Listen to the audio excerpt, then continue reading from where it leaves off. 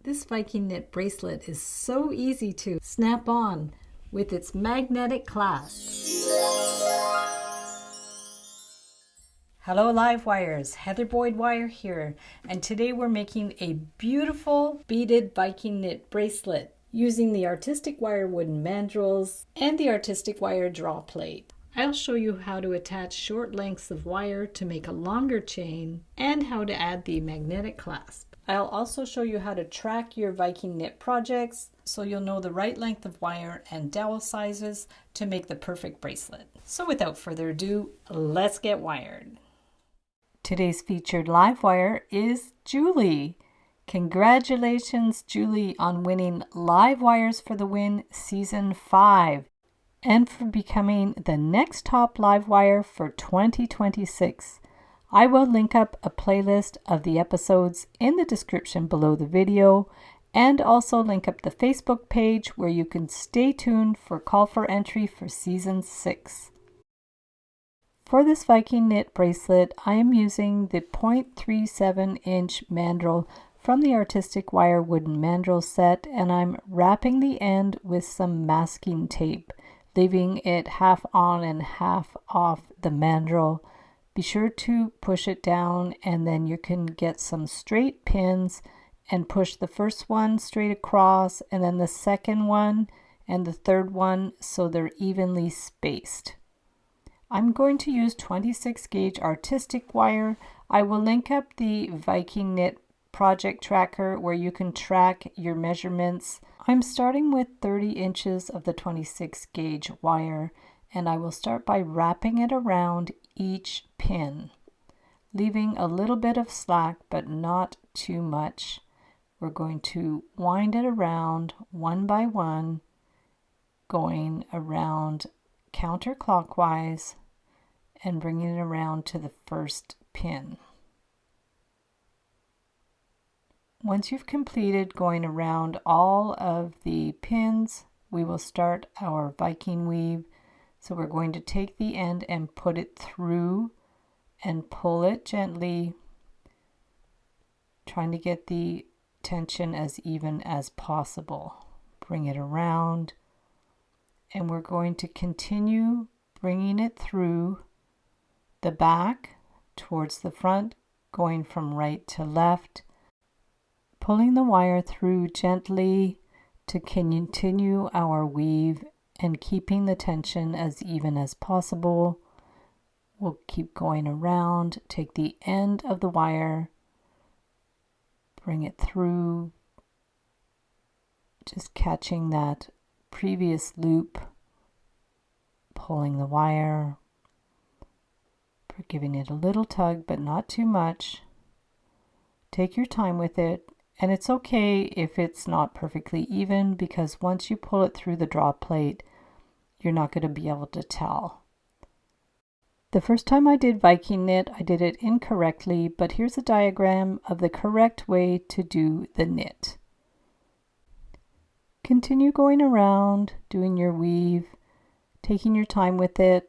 I found 30 inches was a good length of wire to use. Any longer than that, it gets a little bit tangled up.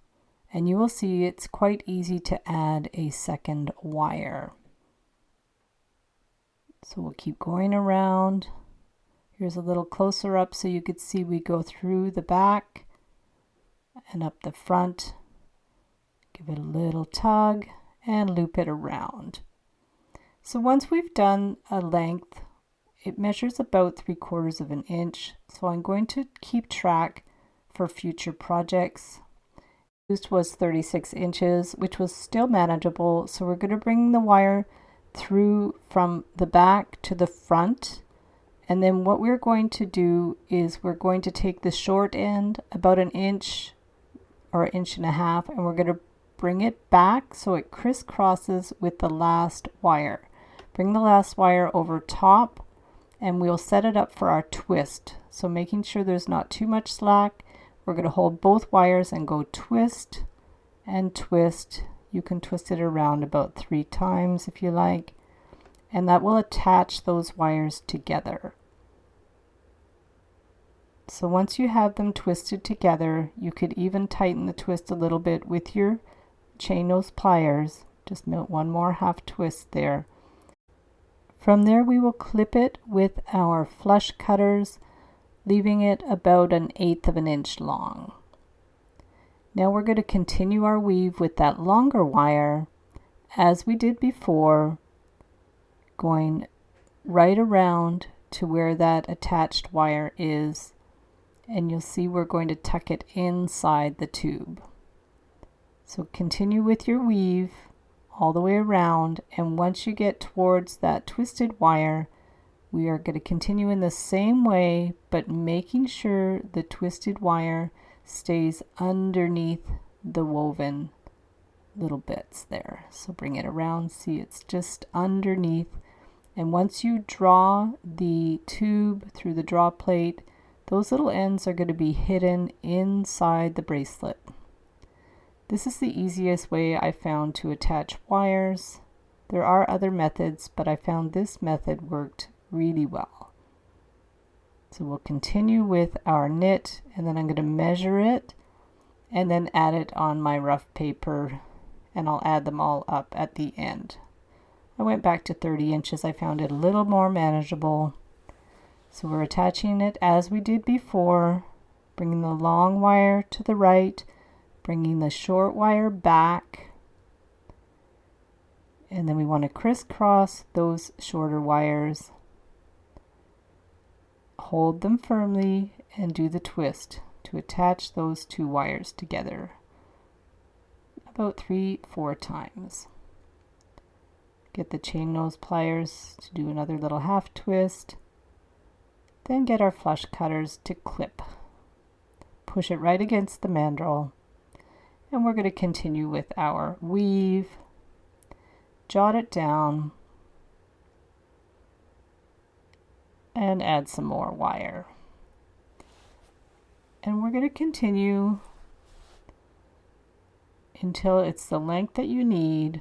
The final knitted tube was 3.5 inches. I have very tiny wrists, so I went with that, wrote down all my results, and then I got out my Viking knit tracker and I wrote down 156 inches for the total length, 26 gauge wire. The dowel size was 0.37 inches. The knit type was a single Viking knit. And then the length before the draw plate was 3.5 inches. And the final draw plate I used was 5.5 millimeters, which made a total length of 6 3/4 inches. From there, I took out the straight pins, super easy to do, and I could put a new tape the next time.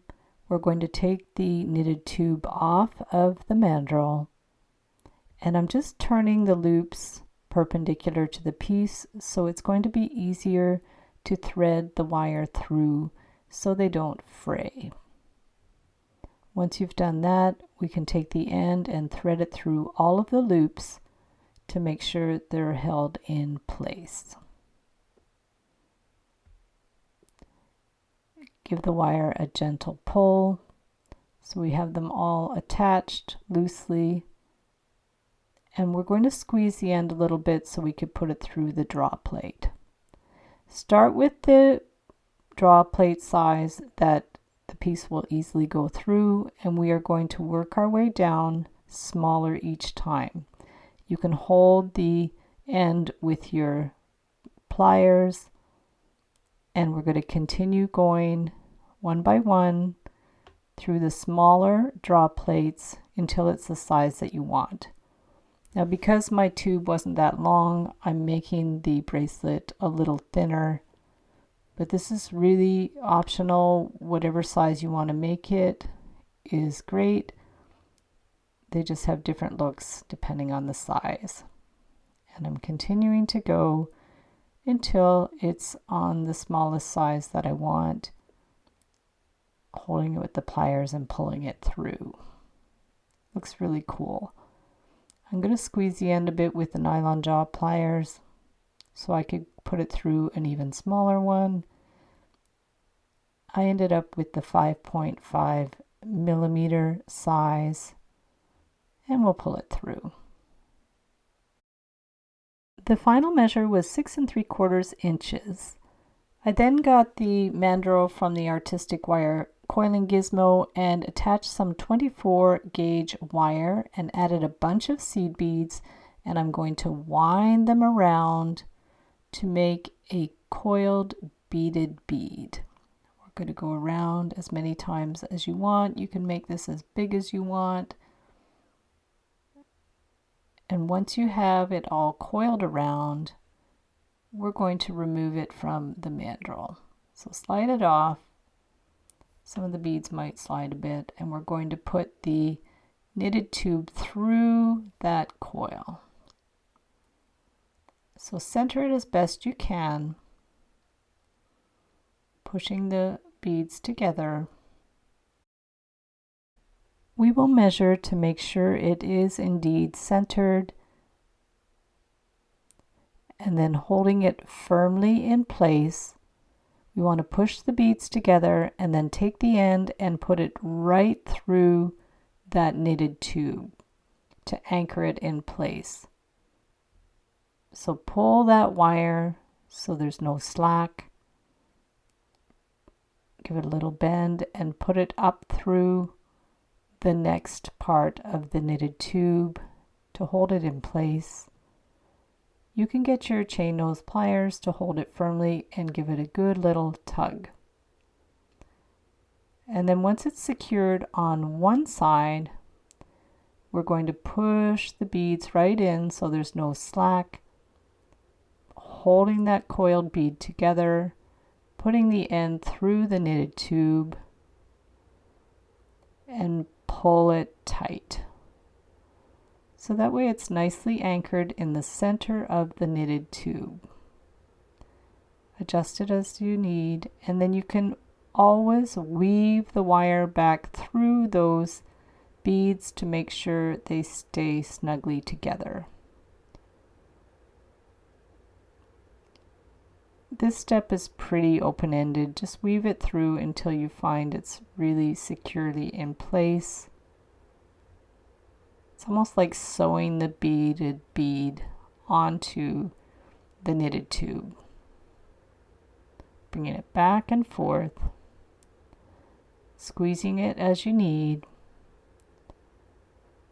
and bringing the end through to make sure it's really firmly in place. From there you can clip the ends. Make sure you get the ends nice and clipped so they're not scratchy.